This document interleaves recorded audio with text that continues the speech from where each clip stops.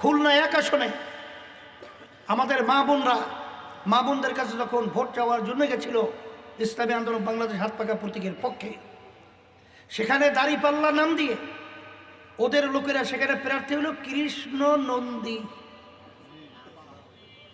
সেই হিন্দু কৃষ্ণ নন্দীর পক্ষে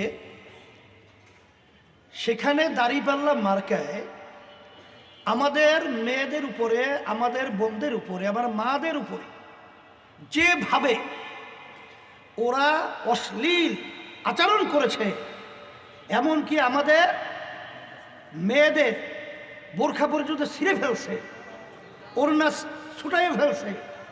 এ কোন আচরণ? এই আচরণ আমরা কঠিনভাবে ধিক্কার সহকারে আমরা প্রশাসনকে বলবো, আমাদের অন্তর্বর্তীকালীন সরকারকে বলবো, নির্বাচন কমিশনকে বলবো, যদি এর প্রতিবাদ করা না হয়, প্রতিকার করা না হয়, ব্যবস্থা নেওয়া হয়, বাংলাদেশের মধ্যে শান্তিপ্রিয় মানুষ যখন দাউ দাউ করে আগুন জ্বালাবে, বাংলাদেশ শান্তি হয়ে যাবে। এই জন্য আমি পরিষ্কারভাবে বলছি,